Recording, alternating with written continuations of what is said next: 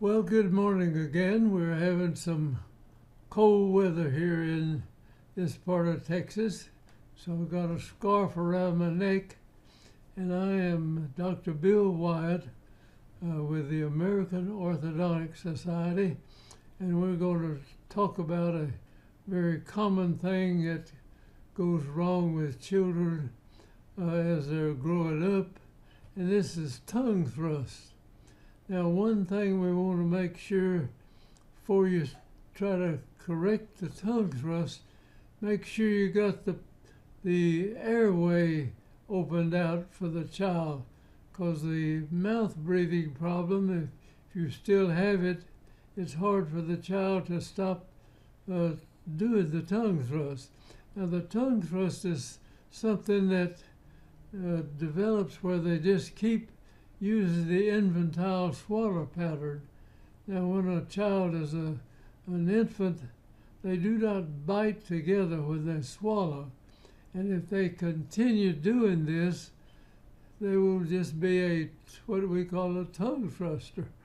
And you can't, if you're out there and looking at this, I don't know who's watching this and wherever you are in the world, but if you're an adult person, you can't hardly swallow without biting your teeth together. And, if I go to swallow, I'll bite down like that. Now, I have shown people how to swallow without biting together, and if you do, you've got to put your tongue in there, and you will use your tongue as a tongue thruster if you get past 3 or 4 years of age, and you don't change over to the adult swallow pattern, you will be a tongue thruster. Now, if you're a mouth breather, you've got your tongue on the bottom arch all the time. And there are people, even myself, I have a mouth breathing problem, and that makes your bottom jaw wider than your upper jaw. It'll just widen out. People think that the tongue doesn't move the teeth, but it'll move your teeth all over the place. And it doesn't how old you are, it doesn't matter. I had a 40-some-odd-year-old man come in one time, and he said his teeth fit correctly a few years back, and then they started moving out like this. And he was doing a tongue thrust deal, and I tried to figure out, I said, are you sucking your thumb? Are you playing a clarinet the wrong way, or something causing you to put your tongue up there the wrong? And I couldn't figure it out, and he couldn't tell me. And I left the room, and he was talking to the assistant, and he said, well, I've been trying to stop smoking, and so they told me if I put this lozenge in the top of my mouth up here, that I could stop smoking. So I've been using that for a good while now, and that was moving this 40-some-odd-year-old man's front teeth out like this. Why in the world have orthodontists said, well, you can't move adults' teeth when we have things like this? You could see all the time that adults' teeth can be moved like anybody else's teeth, just darn near as quick too, and it works that way. So this guy was pushing his tongue against the roof of his mouth, the anterior part, and it made his front teeth go out like this, and they couldn't get them together, and I couldn't ask him the right questions. Well, after that happened, anytime I have an adult or had an adult with this problem, we would mention this together. Okay, so tongue thrusting is something that is associated with a lot of other things that people can do. So don't try to stop the tongue thrust until you figure out what's causing the tongue thrust. If it's an over retention of the infantile swallow pattern, then it's something there you have to deal with. So let's get into this And tongue thrust, the tongue going wrong all the time.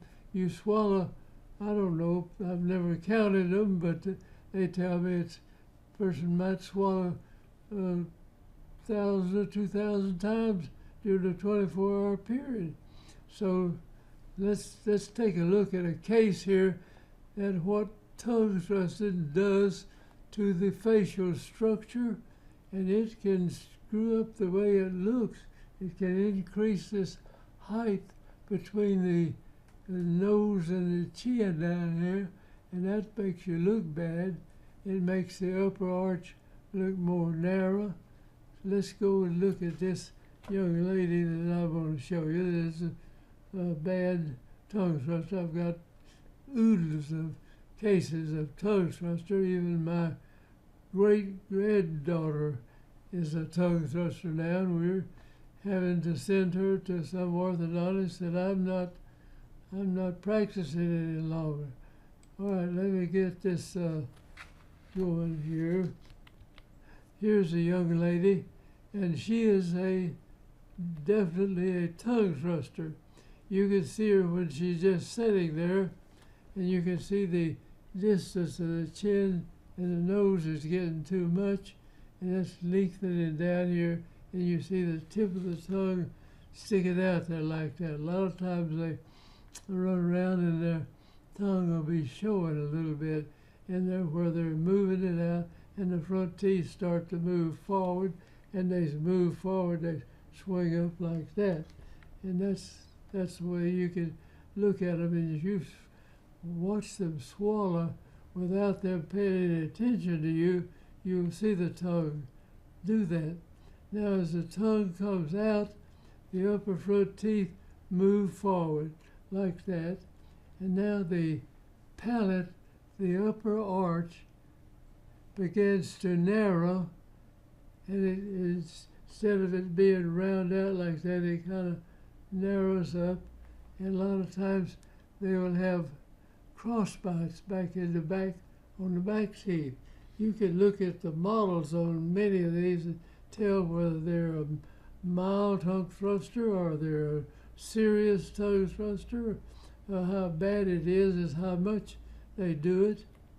Now, you look at her mouth close up here. You see the teeth, these teeth have been pushed out and up, and as they came up like that, as you do this, they raise up like that. And they'll do that on an adult or anybody that pushes a tongue in there. This 40-something-year-old man was trying to get this lozenge to stay up like that. Now, most of the time, this will cause the lower arch to broaden out. Here, this is not broadened out on this side. And let me see what it looks like on the other. It's not over there either. But this is a true tongue thruster. So look for the actual cause of the tongue thrusting. Now, my great-granddaughter is going to some orthodontist. I don't know who, but I think he understands tongue thrusting. And so you have to go in, and the first thing you look for is, are they breathing correctly? Now, breathing correctly involves several things. I mean, if you're breathing through your mouth, you got your tongue on the bottom arch down here, and that's not where the tongue should be, up here on the maxilla when you swallow and push it and develop the maxilla. So if they're doing this, the maxilla will be more narrow sometimes. And if they're breathing wrong, the tongue has to be down on the lower arch if they're breathing through the mouth. And that is something that you need to deal with before you try to stop the tongue thrust. And that also has something to do, if the person is a mouth breather, the child, sometimes they wet the bed more than they do normally, so for some reason or another. And the blood oxygen of the child who breathes through the mouth is normally lower than it is if they breathe through the nose. And of course the nose lubricates the air as it comes into the body. It comes in and they have to suck on it a little bit. It has more speed, gets out into the alveoli of the lungs, and you get a better oxygen exchange there, and the person will have a higher percentage of oxygen in the blood if they breathe through the nose. That happens. Now, you suck stuff in the nose. I don't care where you live nowadays. You got allergies. We have so much stuff, car exhaust, the allergies from trees and dogs and cats, the things that they have.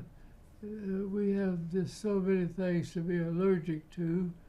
And if you're allergic to something like that, you breathe in the nose, and the nose is full of little, you have 3 turbinates in the nose, and the turbinates are covered with tissue that has little hair-like structure on them, and these things stay moist good. If you breathe through your mouth, in about 10 or 15 minutes, your tongue and your throat and everything dries up. But breathing through the nose, that stays lubricating. It is far better to do that. And so I find out that children that nurse for a long time have a better developed maxilla than people who feed them a bottle right quick like that.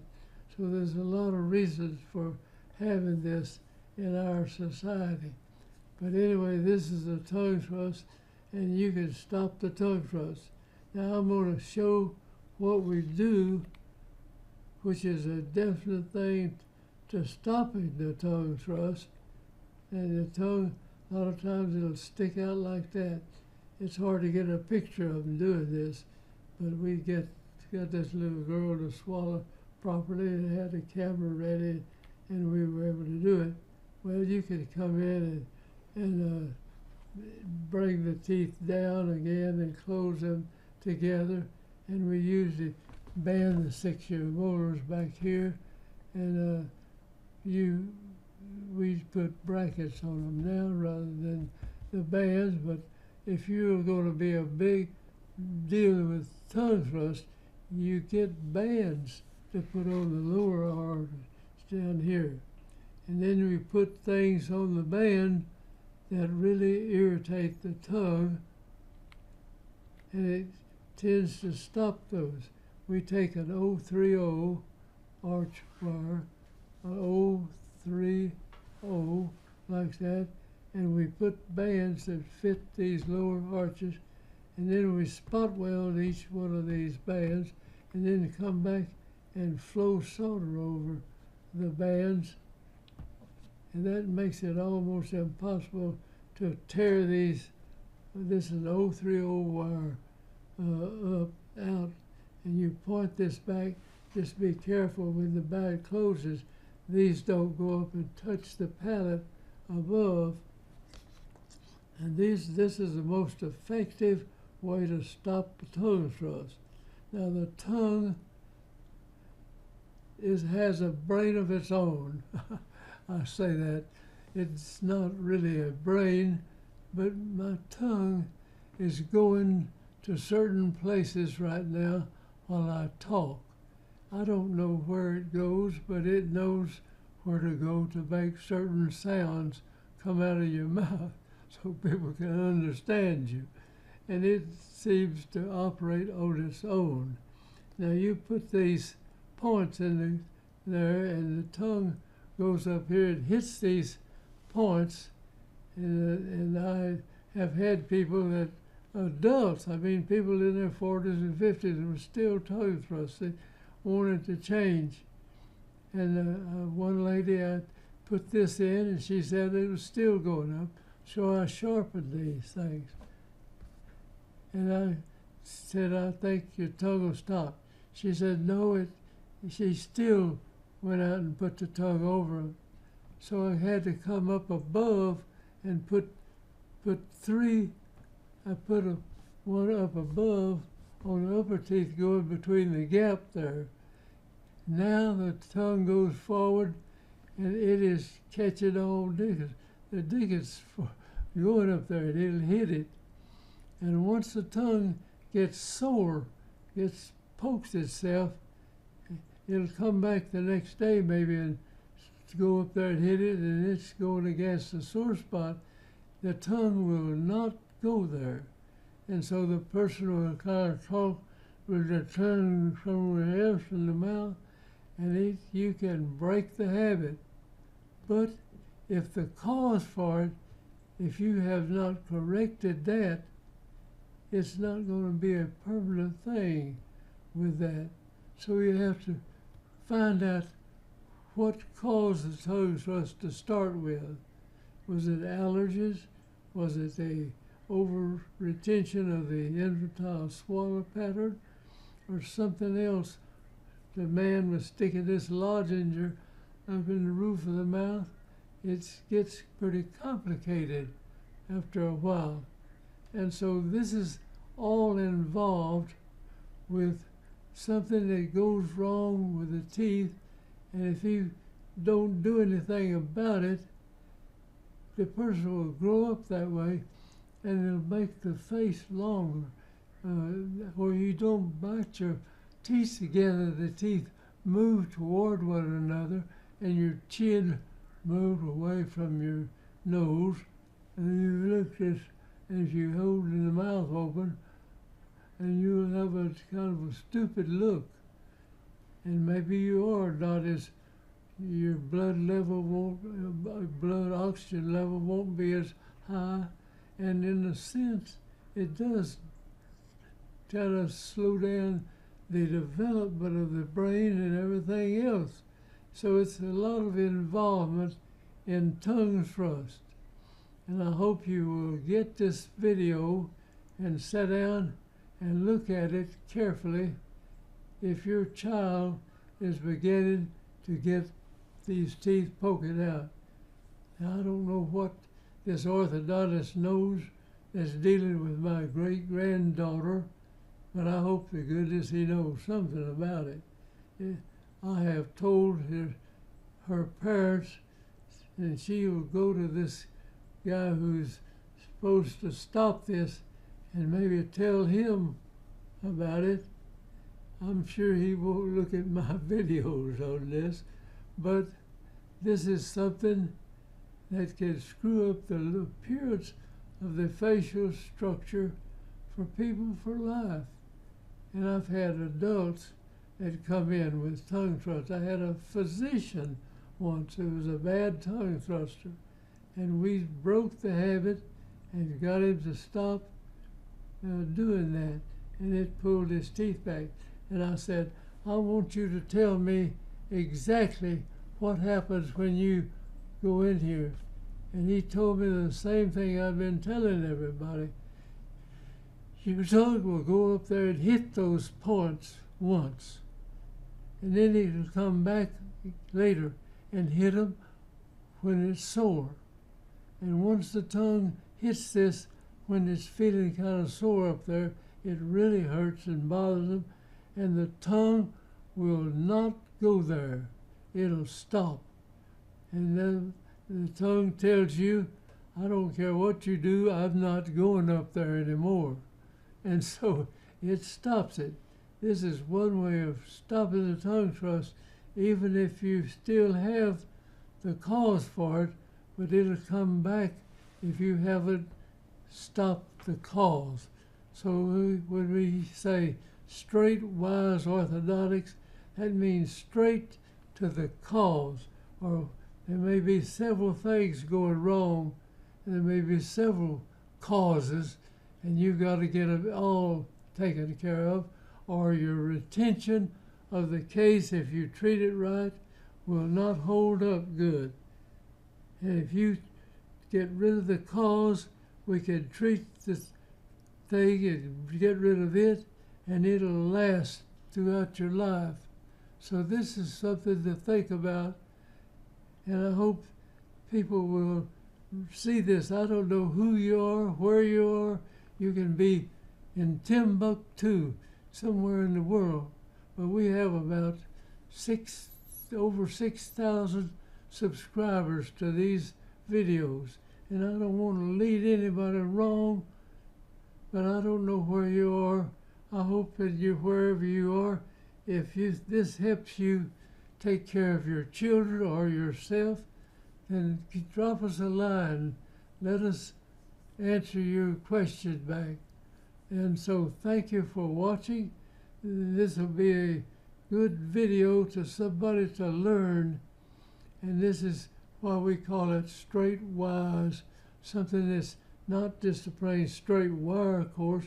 It's a straight wise, figuring out the cause and going straight to the cause or to the various causes. There are a lot of times there's 2 or 3 causes. So thank you for watching, and I'm going to say goodbye, and I hope you get this thing. I swore one time to teach general dentists or anybody who messes with children or has children what they can do to prevent these things from happening. And I hope people will take advantage of it and give us a call back. So I'm going to hang up now, and we'll go into another subject a little bit.